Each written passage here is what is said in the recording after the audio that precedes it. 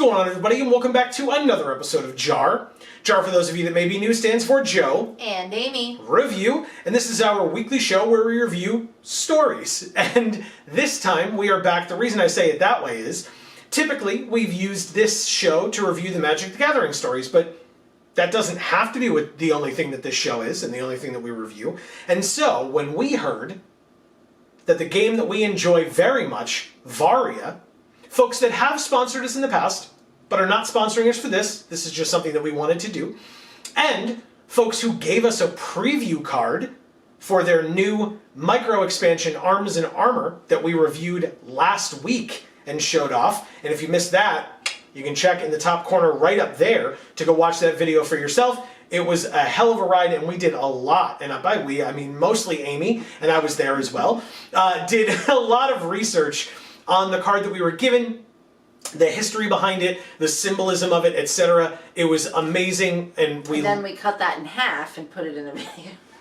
Well, yes, because you mentioned this on our stream, but there was like a lot of speculation, and so there was stuff that we couldn't include, but we looked up things for hours, and then condensed that down to 15 minutes somehow. So, you can go check that video out. We hope you enjoy it. But we also knew that Varia had comics. Now, I don't know how well you can see it on the shelf behind us, because I think Amy's blocking it a bit, but on the bottom of the shelf here, there are a fair bit of comic books. I'm not even in this video. video. Oh my god. Okay.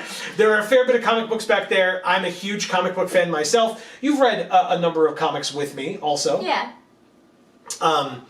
And so, I mean, when I heard that there were comics, with Amy appreciating art the way that she does and story the way that she does, hence why we do this show, and me appreciating comics and story the way that I do, we had to check these out. And so today, we are here to review the Varia Comics Reign #1, technically parts 1, 2, and 3, but it's just the whole comic, by, so give me a moment, the art is by El Nizam and Danielle Aferni, depending on which one you're looking at, which part you're looking at. Lettering by Ayenti, colors by Julia Pezzuoli, writing by John Dale Beatty and Aunt Tessitore, and then there is the other folks who are named here are Dunn, Ravanelli, and Vassut. I apologize in advance if I pronounced anyone's name incorrectly, or not in advance, I guess it was after the fact. But I... Words have meaning sometimes. I was thinking that, but I wasn't going to say it. I was like, they know what he's talking about. Yeah, you get it. But I do apologize, because, yeah, all those folks deserve recognition, and all of their names. I just want to, I'm like triple checking that I did not leave any person out here, because that would be messed up. And the notes are, yeah. And there's a lot of people here. Did I say Ravanelli? If I didn't say Ravanelli, Ravanelli was another person named as well, so... shout outs to all of those folks who did an awesome job on this particular comic. So, my quick review at the top is, this is a comic book. So, it's one issue. And there are not future issues yet. So it's very short. Beyond that, it was interesting, and we'll get into it more, but especially, if for no other reason, but especially because of the time investment that it will not take you, I encourage you to go read this story. Like this comic. It's free, and it takes very little time to no time at all. So what we typically do for our Magic reviews, I'm going to do here as well. If you check the top link in the description down below, it will take you to all of the Varia comics that are available.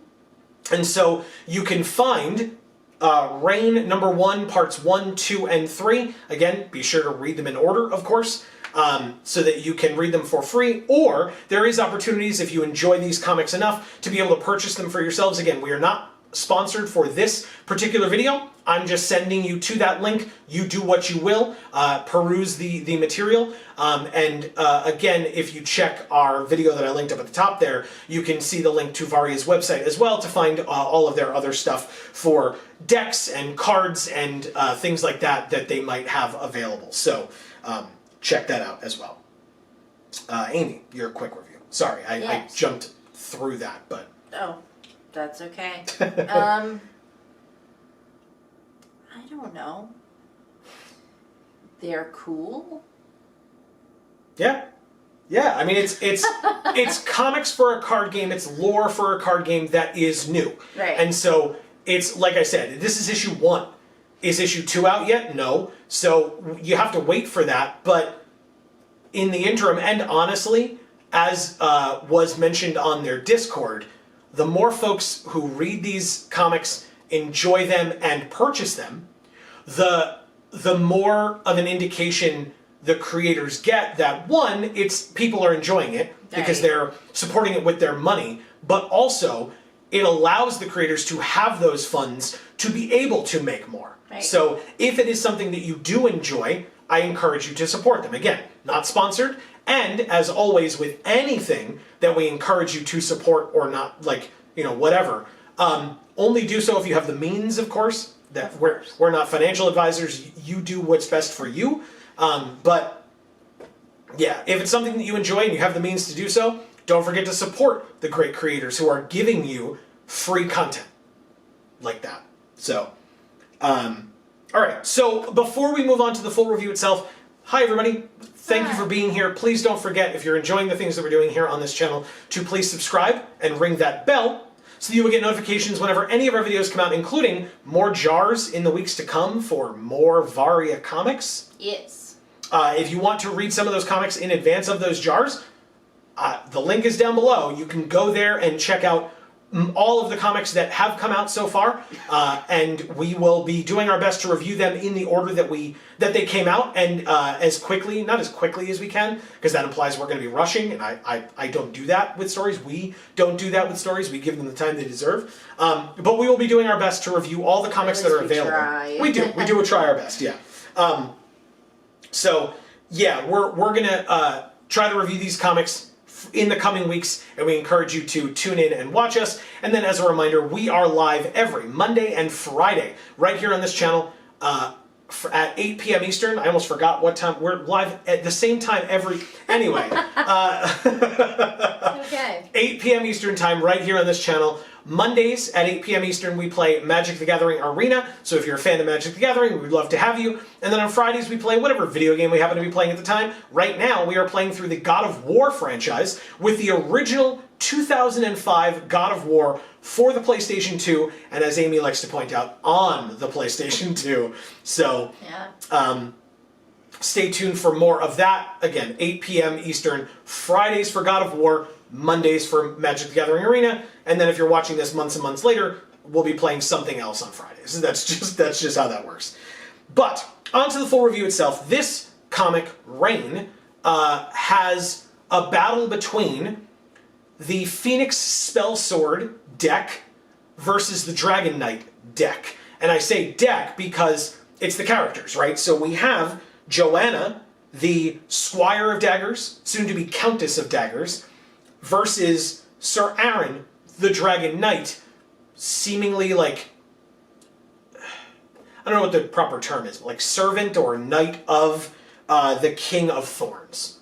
So, the Dragon Knight, at least from the fact that the Dragon Knight, when we did these card reviews, so if you've not seen the reviews of the Varia decks, I'll try to link that up at the top as well. You can go to the playlist where we review all of them, and so that can include the Dragon Knight and the Phoenix Spellsword if you just want to jump to those, so that you can see the flavor that's embedded in those and how it relates to this comic. But we did all the decks, so you can check all of them out as well. But the Dragon Knight was the 8th iteration and the specialty extra deck that was added to basically season 1, if you will, of the decks. And so to see him prominently displayed in the first comic is really cool. It really shows that they knew what they were doing, I think, in basically saying hey, by the way, this is pretty sweet. And also, the Phoenix Spellsword, the art for that deck is just phenomenal. And again, pretty sure the game knows that because they use her art a lot because it's real impressive. So, really putting their best foot forward with their first comic to try to get you interested in reading it. And so, speaking of which, Amy, you wanted to talk about the art because, you enjoy art, so let's talk about it. The very first section of the comic, I'll say, because it's... Which is El Nizam's art. Beautiful. Absolutely beautiful. There were a lot of style changes throughout what we read for this episode. Yeah, so because it seems there was not, from what I could tell, there was not credits, so to speak, in part 3, but part 2 had the credit change for the art changing to Danielle Aferni and the writing changing from John Dale Beatty to Ant Tessitore. So, but it seems that the lettering and the colors stayed consistent with Ayenti and Giulia Pezzuoli, respectively, for both. Okay. But otherwise, the art and the writing did change from parts 1 to 2. And again, I did not see credits for part 3. But again, I mentioned all the folks' names who were listed at the bottom of the cover just to make sure that they all got the credit they deserved. Yeah. So the one with Valley or Valishade. Yeah. Right? Valishade and Joanna. Yes. In the very beginning. Kind of in the tree, so to speak. Gorgeous art. It was very clear that they used like a thick textured paper, which is what is typical to use for something like watercolors, which they absolutely did use. It appeared to also be like a sketch over top of the watercolors, and then fill in some of the sketch marks with pen and ink.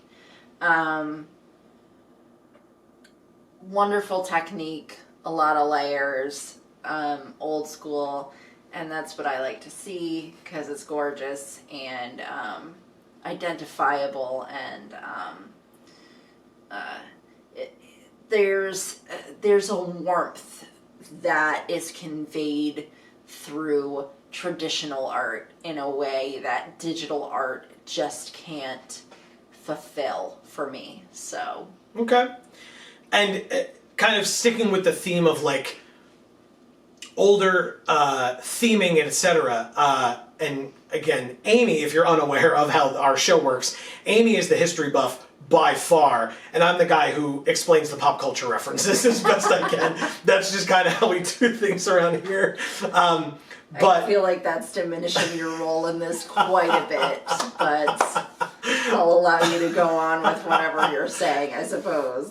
So my initial reaction to like the first page, the cover page, and the kind of the intro page of Rain, was to look at it and say that I was like, ooh, I do not love this like font choice. The reason is only because it was tough to read. When we looked at John Dale Beatty's name next to Dunn at the on the front, the B and the D as capitals are like so similar because they're just circles with like little squiggles at the top, but one squiggle goes like this and the other squiggle goes like this, and so one is the B and one is the D. Again, that's all on me because now I'm sitting there and I'm like, I don't love this font, and your response was, yeah, I was just like, it's an old English calligraphy style font. It's not even really old English, it's just calligraphy style. So like if it were old English style, there would have been more lines and more swirls, and there would have been more lost in translation for a font like that. But yeah, I mean, it wasn't that bad for me, but I have done calligraphy, so like, I know how the letters form for calligraphy. So when I see them written like that, it's easier for me to tell what they are than a person who hasn't physically done it with their hand, right?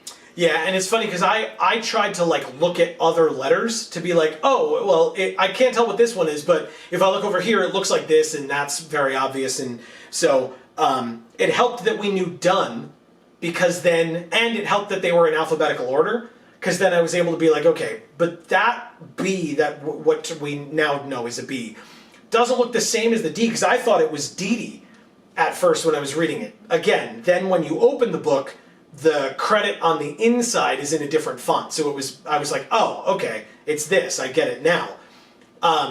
But once I knew that the D was there for done, I was able to kind of backtrack and be like, okay, this is alphabetical order. There's A, then this word, then D. So it's got to be B or C or D. And so, yeah, I was able to figure it out. And again, having Amy be able to school me and like, no, you just have to get that it's like fanciful for a reason. And I got that it was for a reason. It's just, you know, when I was trying to read it, I was like, you know, like at first. I mean, it's going to be annoying if you're trying to read it and you're looking at these letters going, what the heck even is that, right? Like I said, it's just, I'm just a little quicker at that because I've seen it before. Yeah. But, you know, if you haven't seen it before, you're not going to be. Yeah. So then we meet what seems to be, and we'll talk about this in a little bit, but what seems to be a very fan favorite character. We meet Panto, the mime. Yeah, I didn't understand it was a mime quite at first. I did. Well, I did in that I wrote, I was like, Panto is literally pantomiming all the time. Like, Panto doesn't speak, and kind of, I thought just did dances until we got the zoomed in shot of Panto as the last frame of the first part of the comic, where Panto changed their face by like moving their hand up like this in the reflection in the water. And then we went back and looked and realized that they were subtle, but Panto was changing their face all along. Yeah. I thought it was just like doing dances or whatever to get their point across. But it was that, but it was also changing their face and the color and the pattern and everything to different things so that when they were talking, communicating with the King of Thorns, the King of Thorns was able to see that and kind of, you know, you only get one side of the conversation where the King of Thorns is like, oh, it's this? Okay, great. And what about this? Oh, he said that? You know, that kind of thing where you're only getting one half of the conversation, but the whole time Panto's like moving around and like changing their face back and forth constantly, so... yeah, it reminded me of Nightmare Before Christmas, the mayor. Yes, with the sad and then flips around to the happy. Yeah, of course, yeah. Yeah, and I'm sure, you know, that's really cool. I like that. Also, we saw that the King of Thorns has like a weird hand thing going on. Like there's something going on with his hands. Maybe that's the Thorns aspect, but maybe not. I thought for a second he bit his finger, and then I realized that that's just what his hands look like. So I wrote this down because that was a big part of the conversation, was that like after every like phrase that he said or question that he asked, there was munch, crunch, something to that effect where he's eating what looks like a pear. Yeah. And you had to point out because you're that person. What was it? Yeah, well, I thought it might have been a Bartlett, but it looked more like an Anjou pear. It's a woman that worked at a grocery store, folks. It was green. It was a pear. Yeah, who cares? He was eating it. And so I wrote down though that it's somewhat of a trope in movies that like the asshole guy is always like, or is often depicted just eating an apple for like no reason at all. Oh, yeah. Right? Okay. Or he's just like sitting there like crunching on an apple while talking, and that's exactly, I mean, it wasn't an apple, it was a pear, but he was doing that here, and it was like, huh, I wonder if this is the bad guy. So. Healthy eating is for everyone. A pear a day keeps the doctor away? Anyway. Keeps you regular. Keeps you regular. If I could remember the name of the Jamie Lee Curtis yogurt, I would have brought that up. But anyway. Activia. Thank you. It's Activia. Thank you. That also keeps you regular. Anyway, so that's kind of part one, right? You get a little bit of the setup of Joanna and Valashade, the sisters. You get to meet Panto, which I thought this was a little interesting. Panto is there. Valashade later on asks about Panto. For the story, it's a way to get you to see that Panto is visiting with the King of Thorns. But why would Valashade be asking about the Jester? Right? Like, I didn't see a reason why Valashade would be asking. Maybe it's something that I just didn't pick up on. It was, like I said, a way to transition for the story purposes, but I don't know why Valashade would have been asking about it in the first place, but that's fine. And then we get to part 2, where you noticed what you thought was a very familiar looking castle. Yeah. In the first image of part 2. Right.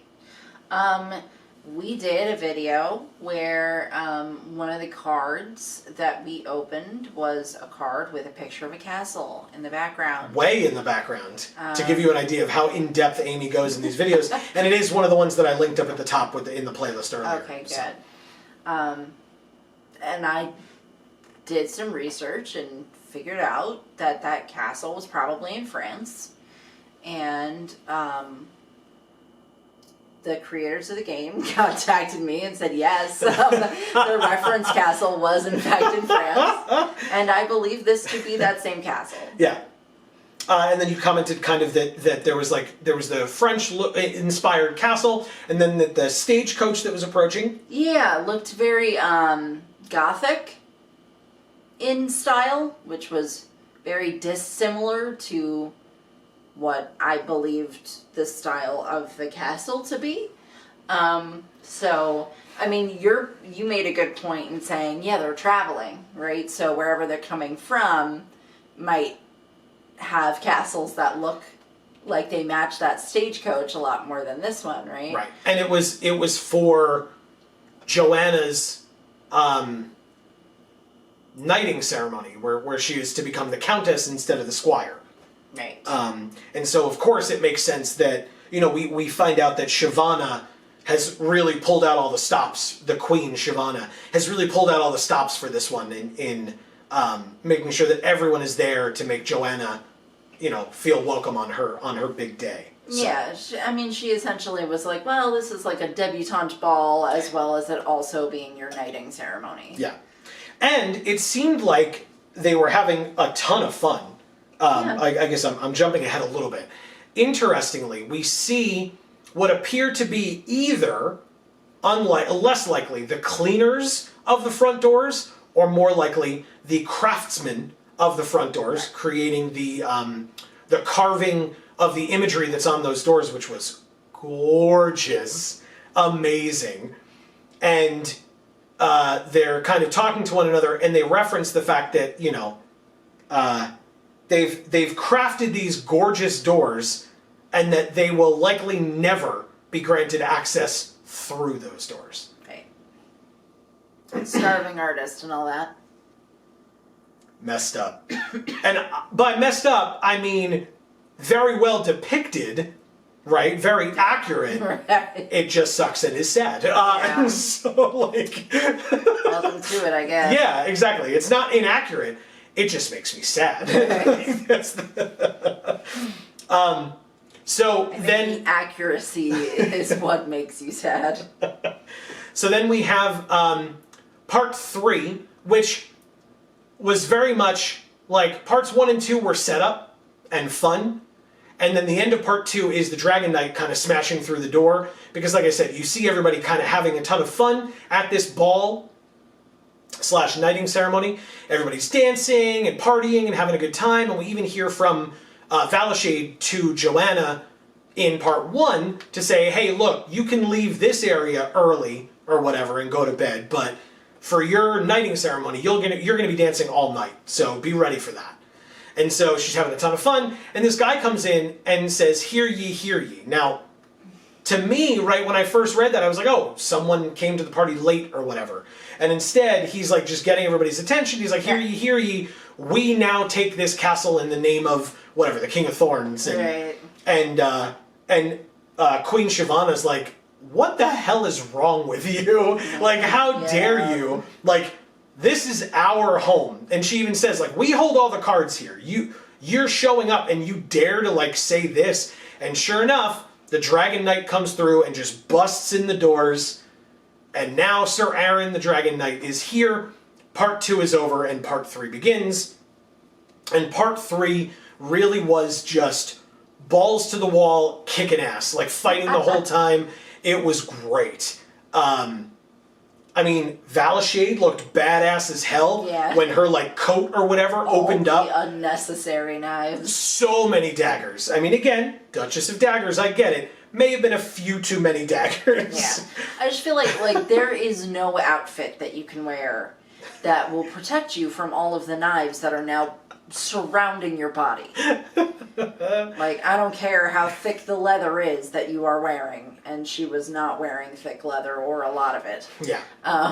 Yeah. Like, you would have to cover yourself in armor, basically, in order to be able to wear that many daggers and not feel like, oh, I'm walking up the stairs. I just stabbed myself in the foot because one of my daggers just fell out of my cloak onto my foot. So, Valashade starts, because basically... I may or may not know something similar from, real personal life. experience.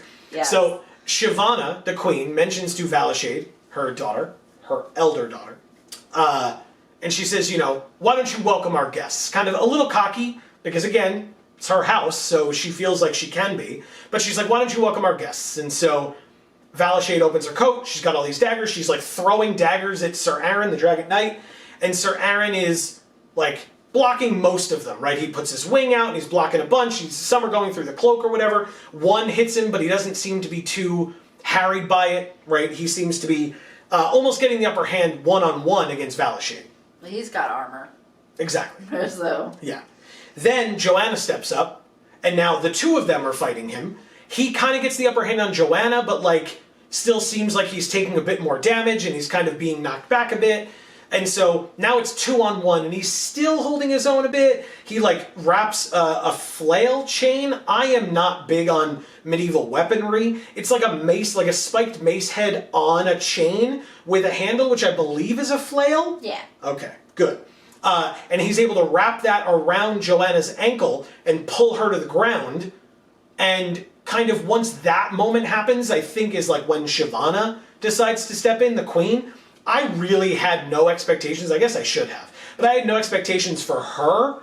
Because I was like, okay, whatever. She's like older. She's the queen. She's like this like snooty, hoity-toity woman who presumably pays other people to handle her problems for her, So when her daughters step up as the Duchess and Squire / Countess of Daggers, and they're the ones doing all the fighting, it's like, yeah, that makes sense. Right. That makes sense that Shyvana would not need to be doing any of this. And then Shyvana steps in.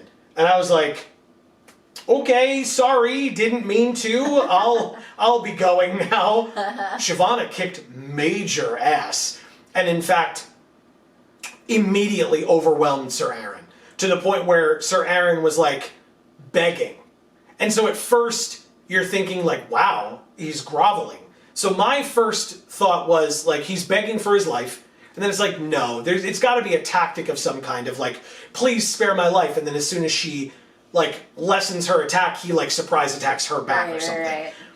And then you realize, no, that's not what he's doing.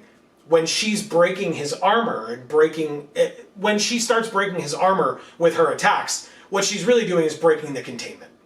Yeah. And there is a tearing and an explosion, and then the castle just has a gigantic dragon on it. Like you do. A gigantic dragon. Which you commented. That one page of the dragon's head in the top center and like the panels on the lower section. Amazing. Phenomenal artwork on that one. Yeah, so that's not the one where it was on the castle. It was after that, where correct. It was like it was like the very dark and sketchy and very good. Yeah, beautiful. Yeah.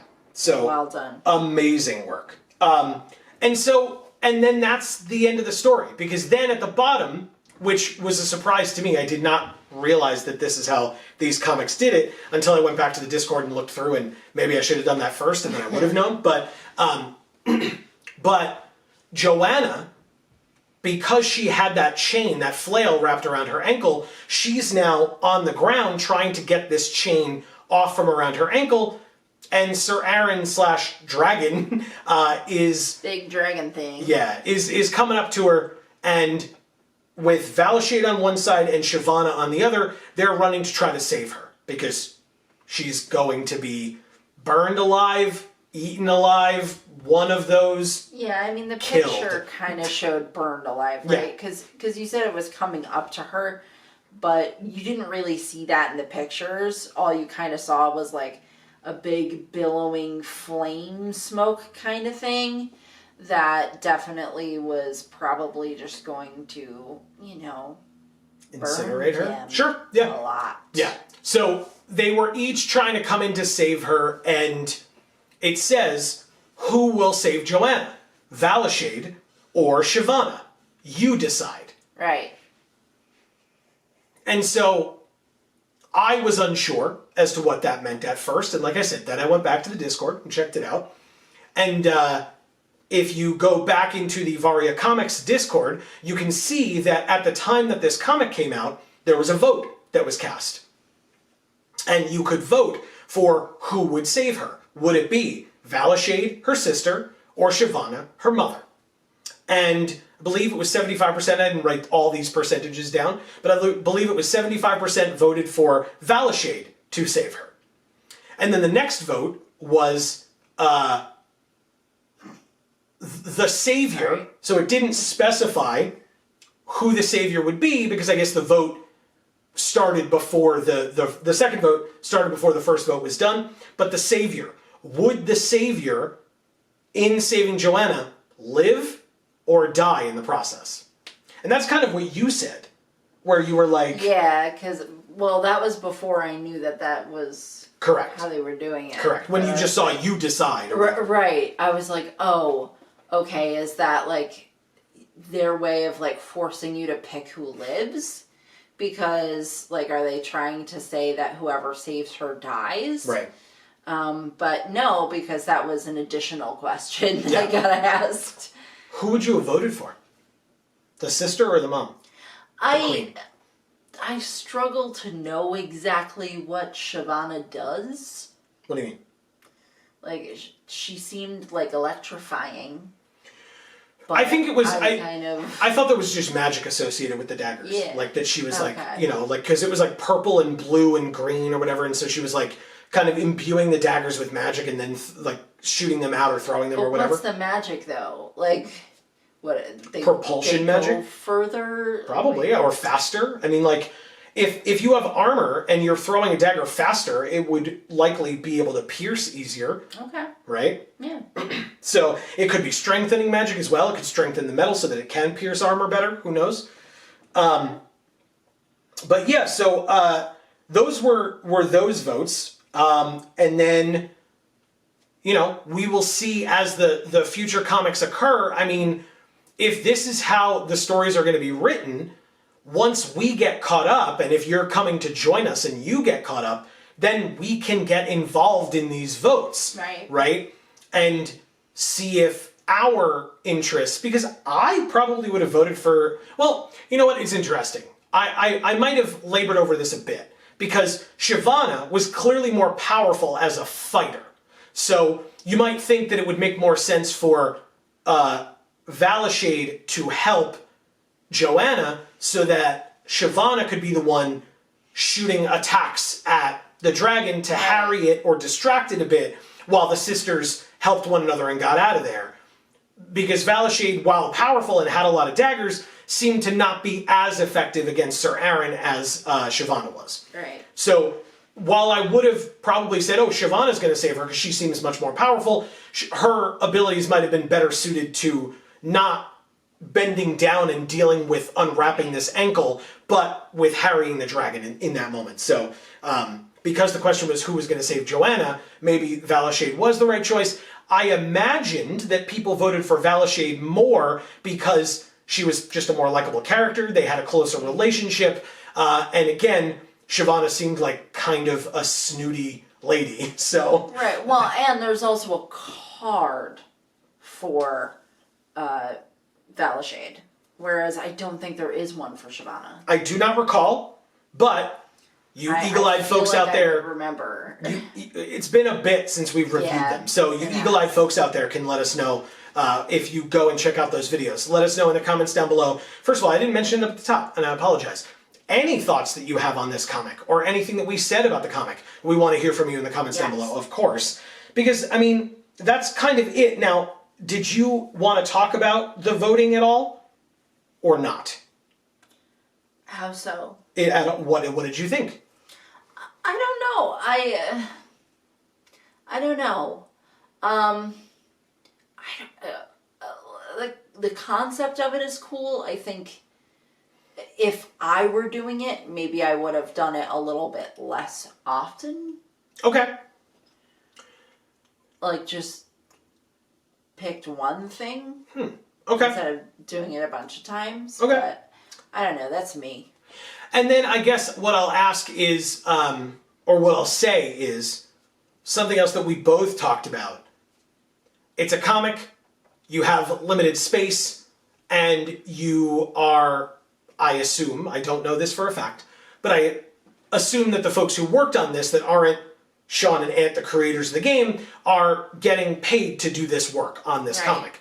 So there's only so much you can do. That's why I said, if you're liking these things, support them so that the creators know, hey, guess what? We should probably make more of these. Right. But I would want more. Like, we love character interaction and stuff like that. And the sisters had that a bit. The queen had that a bit. But we're just always going to want more and more and more. Like, it's very minimal. Right. We're much more people who appreciate stories that are very character driven and characterization, character development, character relationships. All of those things are, to us, what drives a story much more importantly than the events that occur in the story. And unfortunately, with short comics like this, it's just hard to do that. Well, and like I said, don't forget, this is issue number 1. Right.